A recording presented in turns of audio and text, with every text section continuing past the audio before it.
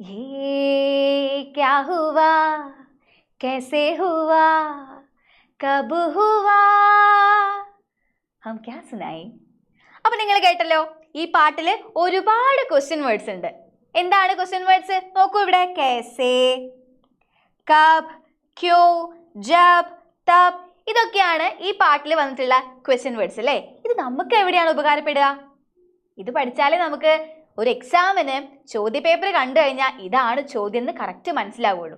അപ്പൊ നമ്മൾ ഉറപ്പായിട്ടും ക്വസ്റ്റ്യൻ വേർഡ്സിന്റെ മീനിങ് പഠിച്ചിരിക്കേണ്ടതാണ്. നമുക്ക് പഠിക്കാം. कैसे എങ്ങനെ, कब എപ്പോൾ, क्यों എന്തുകൊണ്ട്, जब എപ്പോൾ, तब അപ്പോൾ. അപ്പൊ ഇവിടെ ഈ ജബ് തബിന്റെ പ്രയോഗം വന്നപ്പോഴാണേ നമ്മളിപ്പോ ഒരു കഥ പറയാണ്. ആ കഥയില് എപ്പോഴാണോ അപ്പോൾ ഞാനത് ചെയ്തു, അത്തരത്തിലുള്ള ഒരു പ്രയോഗം വരികയാണെങ്കിൽ അങ്ങനെ നമ്മൾ ഉപയോഗിക്കുന്ന ഒരു വാക്കാണ് എന്ത്? ജബ് തബ് എന്നുള്ളത്. അപ്പോൾ ജബ് തബ് എന്ന വാക്കിന്റെ പ്രയോഗം അങ്ങനെ വരുന്ന സമയത്ത് അത്തരം വാക്കുകൾക്ക് നമ്മൾ പറയുന്ന പേരാണ് യോജക് എന്ന്. അപ്പോൾ യോജക് എന്ന ഹിന്ദി വാക്കിന്റെ മലയാള മീനിങ് യോജകങ്ങൾ എന്നാണ്. അത്തരത്തിലുള്ള കുറച്ച് വാക്കുകൾ നമുക്ക് പഠിക്കാം. ഇപ്പൊ കഥകളൊക്കെ വായിക്കുന്ന സമയത്ത് നമുക്ക് എന്തൊരു കണക്ഷന് വേണ്ടി ഉപയോഗിക്കുന്ന പദങ്ങളാണ് എന്ത്? യോജകങ്ങൾ എന്ന് പറയുന്നത്. നമുക്ക് നോക്കാം. ജബ് തബ് എപ്പോൾ അപ്പോൾ.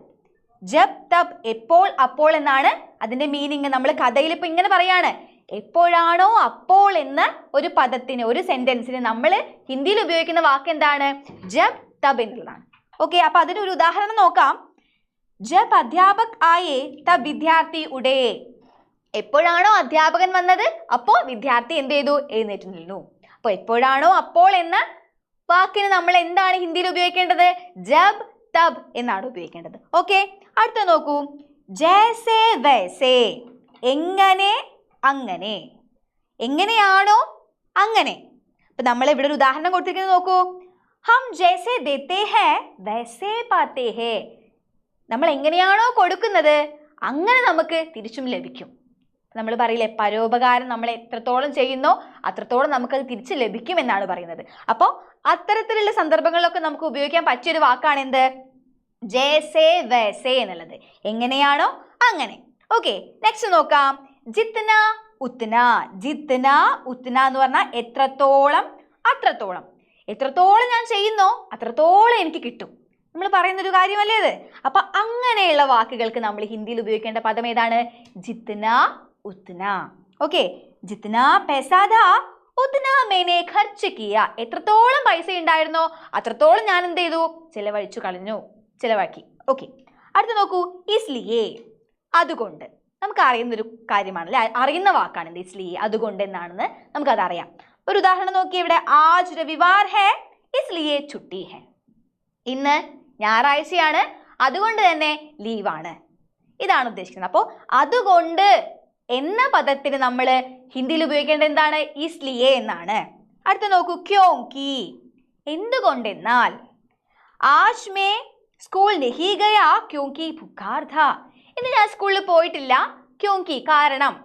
എന്തുകൊണ്ടെന്നാൽ എനിക്ക് പനിയായിരുന്നു. അപ്പൊ അത് കാണിക്കാൻ വേണ്ടിയിട്ട്, ഒരു കാരണം കാണിക്കാൻ വേണ്ടിയിട്ടാണ് നമ്മൾ എന്ത് ഉപയോഗിക്കുക? ക്യോങ്കി എന്ന പദം ഉപയോഗിക്കുക. അപ്പൊ നോക്കൂ. ക്യോങ്കി അർത്ഥം എന്തുകൊണ്ടെന്നാൽ. ഓക്കെ ആണല്ലോ. നെക്സ്റ്റ് ജഹാം വഹാം. എവിടെയാണോ അവിടെ. ഞാനത് എവിടെയാണോ വെച്ചത് അത് അവിടെ തന്നെ ഉണ്ടാവും നമ്മൾ പറയില്ലേ.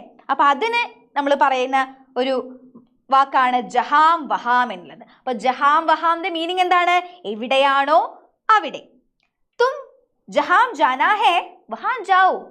നിനക്ക് എവിടെയാണോ പോകേണ്ടത് അവിടേക്ക് പോകൂ. ഓക്കെ, ഇനി ഞാൻ ചോദിക്കട്ടെ. അപ്പോൾ നമുക്ക് ഒരുപാട് ക്വസ്റ്റ്യൻ വേർഡ്സ് അറിയാം അല്ലേ. അപ്പൊ ഞാൻ ചോദിക്കുകയാണ്, കഹാം.